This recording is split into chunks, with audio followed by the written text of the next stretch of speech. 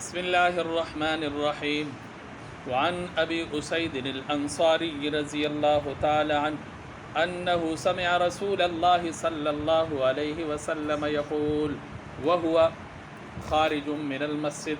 فاختلط الرجال مع النساء في الطريق فقال للنساء استاخرن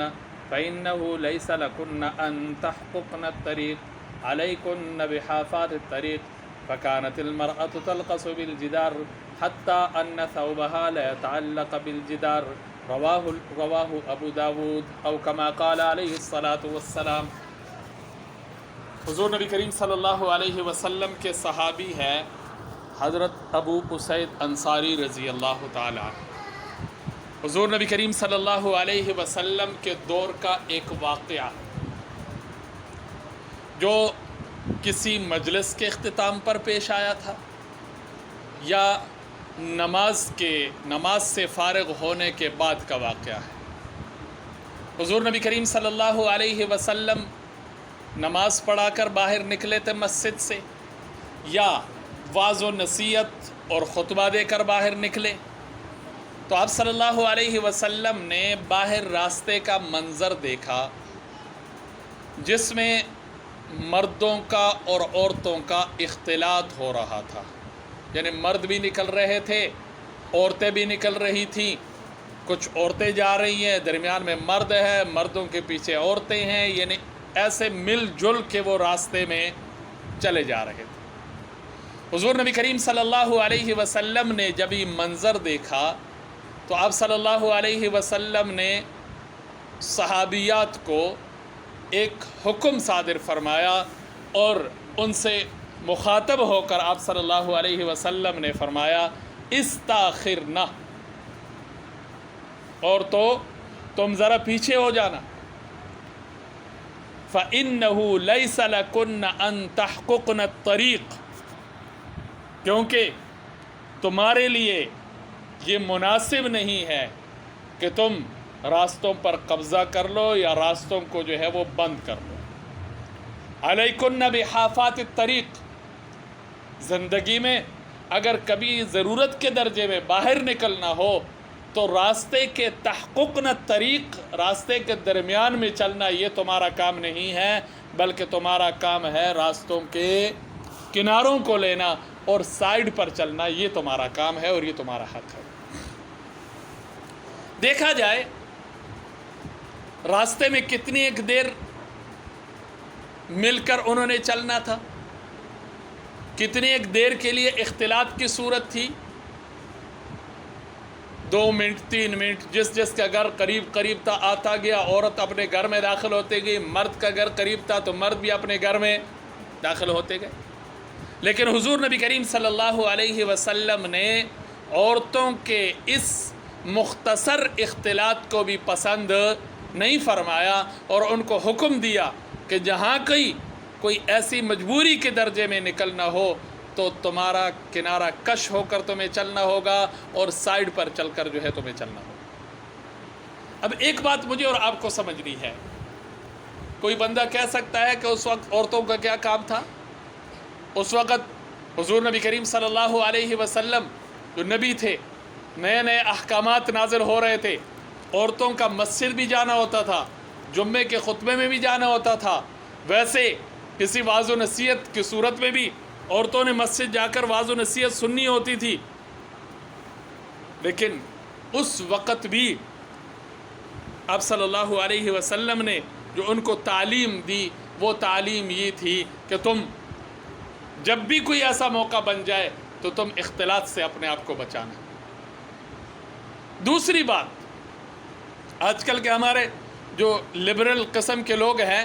وہ کہتے ہیں جی کیا ہوتا ہے، کیا مسئلہ ہے، ایک ہی جگہ فنکشن ہے، اس میں مرد بھی ہے، اس میں عورتیں بھی ہیں، اکٹھے جانا ہے، اکٹھے آنا ہے، ادارے ہیں وہاں پر بھی. بھائی کام کرنا مجبوری کے درجے میں، ضرورت کے درجے میں شریعت عورت کو اجازت دیتی ہے. لیکن ذرا تصور کر لینا، دور ہے حضور صلی اللہ علیہ وسلم کا مسجد سے نکل کر جو جانے والے ہیں وہ حضرات صحابہ کرام اور حضرات صحابیات ہیں، جن کے دلوں کا اللہ نے امتحان لیا اور ان کے دل میں سوائے تقوی کے اور کوئی چیز موجود نہیں تھی۔ اولئک الذین امتحن اللہ قلوبہم للتقوی، ایسا پاک معاشرہ، ایسے صاف دل لوگ اور ایسے نبی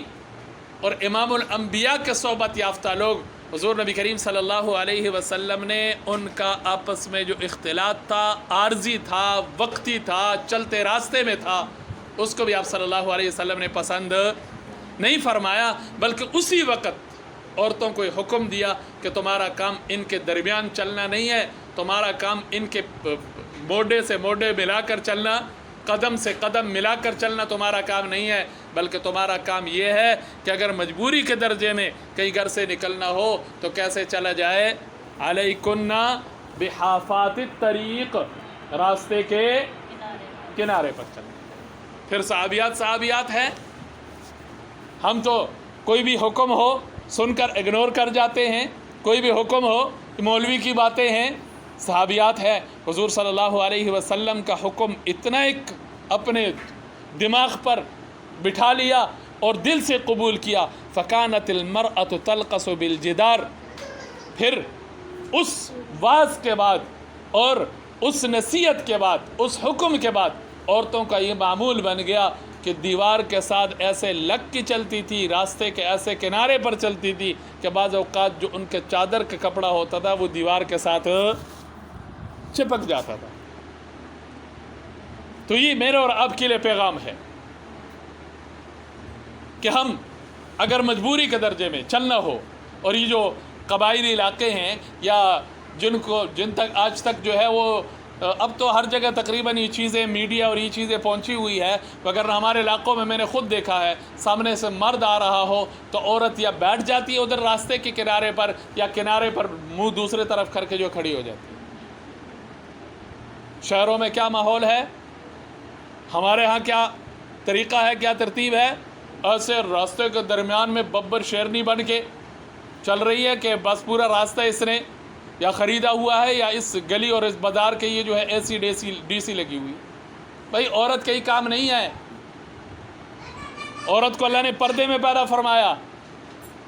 اس کے وجود کو پردہ قرار دیا، اس کے آواز کو پردہ قرار دیا، اس کے جسم کو پردہ قرار دیا، اس کے چلنے تک میں پردے کا جو ہے شریعت نے خیال رکھا ہے۔ تو اس لیے ہم اپنی زندگیوں میں یہ چیز لانے کی کوشش کریں کہ اگر کہیں نکلنا ہو، کہیں جانا ہو تو ہمارا کام مجلس کے درمیان میں جانا، فنکشن کے اپنے آپ کو، آج کل تو مسئلہ بھی یہ بھی ہے نا کہ ویڈیو بن رہی ہے جو میں نہ آئی ہے تو پھر مسئلہ بن جائے گا، میں سب سے پہلے اس میں آؤں، مجھے سب لوگ دیکھیں اس میں۔ تو عورت جو ہے یہ اسلامی معاشرے کی زینت ہے، اسلامی معاشرے میں حیا اور اس کی روادار ہے، لہٰذا وہ کل پرسوں ایک مولانا صاحب ہے اہل حدیثوں کا، اس نے بڑی اچھی بات کہی کہ اگر دنیا کے سارے مرد اندھے ہو جائے پھر بھی عورت کو پردے کا حکم ہے، کیونکہ عورت کو پردے کا حکم کس نے دیا ہے؟ اللہ نے دیا۔ تو اس لیے ہم کوشش کریں اپنی زندگیوں میں یہ چیز لانے کی، بغیر ضرورت کے چھوٹی چھوٹی چیزوں کے لیے دوڑ رہے ہیں۔ حالانکہ آپ نے دیکھا ہوگا بازاروں میں عورتیں کیسے تیز چلتی ہیں، حالانکہ تیز چلنا عورت کا یہ بھی حیا اور پردے کے خلاف ہے۔ جہاں شریعت حکم دیتی ہے کہ تیز قدموں سے چلا جائے، جب عمرہ ادا کرتے ہیں تو اس وقت درمیان میں ایک سائی ہوتی ہے، سائی صفا اور مروہ کے درمیان، وہاں پر میلین احزرین ہے، دو سبز لائٹیں لگی ہوئی ہیں، تو وہاں پر مرد کو یہ حکم ہوتا ہے کہ تم نے یہاں تیز قدموں کے ساتھ چلنا ہے، عورت کو وہاں بھی تیز قدموں کے ساتھ چلنے کی اجازت، اپنی چال چلے۔ کیوں؟ اس لیے کہ اس کے حیا اور پردہ اسی میں ہے کہ یہ آہستہ قدم کے ساتھ چلے، زمین پر قدم زور سے مارنا، اپنے قدم سے آواز نکالنا، اپنے پاؤں سے آواز نکالنا، چلنے کی آواز پیدا کرنا، یہ بھی اس کے پردے اور حیا کے خلاف ہے۔ تو اس لیے کوشش کرنی چاہیے، جیسے حضور نبی کریم صلی اللہ علیہ وسلم کے صحابیات نے حضور کا فرمان سنا اور اس پر ایسے عمل پیرا ہوئی کہ کمال کر دکھایا، تو میرے اور آپ تک بھی آج حضور کا یہ فرمان پہنچ رہا ہے۔ ہم بھی اس فرمان پر عمل کرنے کی پوری کوشش کریں، اور جہاں کہیں جانا ہو تو راستے کے درمیان میں نہیں، بلکہ جدھر سے راستے پر کوئی سامنے آنے کا خطرہ نہ ہو، ہم اس سائڈ پر گزر کر جانے کی کوشش کریں اور وہ راستہ ہم اختیار کریں۔ اللہ مجھے اور آپ کو عمل کی